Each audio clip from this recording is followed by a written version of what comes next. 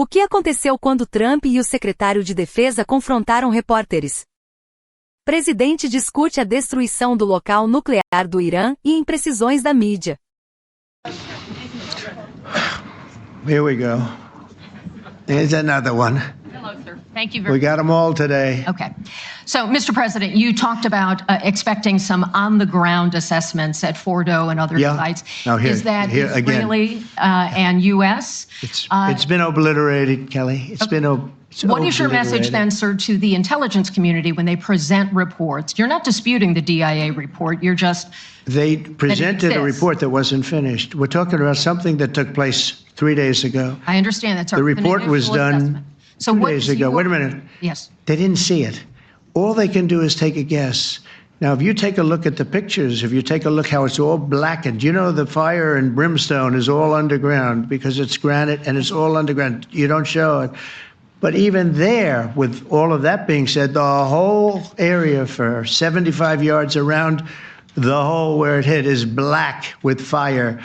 The group that's run by this gentleman, in fact, you may want to talk about it for a second because we're going to issue a report.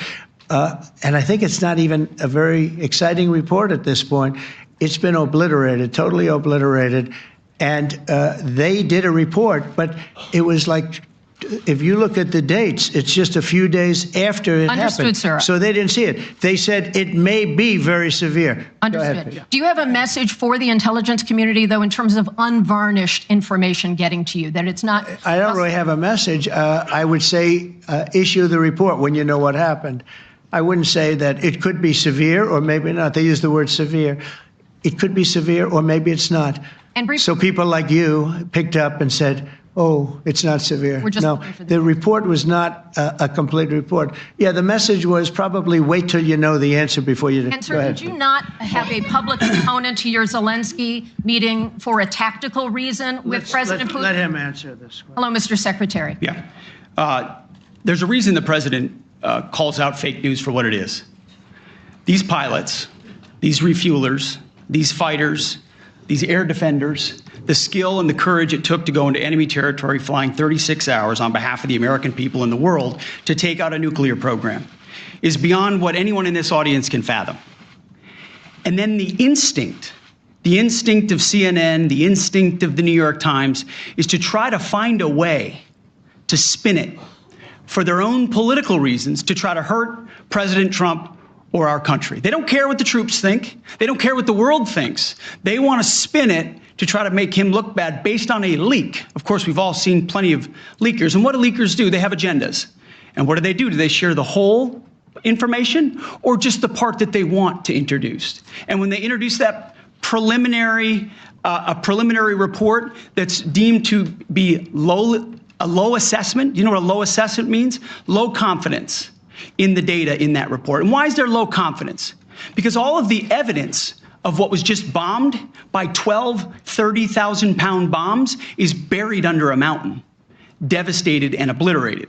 So if you want to make an assessment of what happened at Fordow, you better get a big shovel and go really deep, because Iran's nuclear program is obliterated. And somebody somewhere is trying to leak something to say, oh, with low confidence, we think maybe it's moderate. Those that dropped the bombs precisely in the right place know exactly what happened when that exploded. And you know who else knows? Iran. That's why they came to the table right away, because their nuclear capabilities have been set back beyond what they thought were possible because of the courage of a commander-in-chief who led our troops, despite what the fake news wants to say.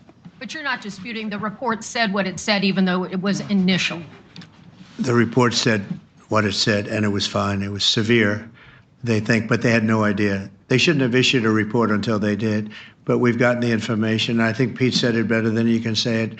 And, you know, you should be proud, you, especially you, should be proud of those pilots, and you shouldn't be trying to demean them. No, those pilots flew at great risk, a big chance that they'd never come back home and see their husbands or their wives. Let me just tell you, you and NBC, fake news, which is one of the worst, and CNN, New York Times, are all bad. They're sick. There's something wrong with them. But you know what? You should be praising those people instead of trying to find some.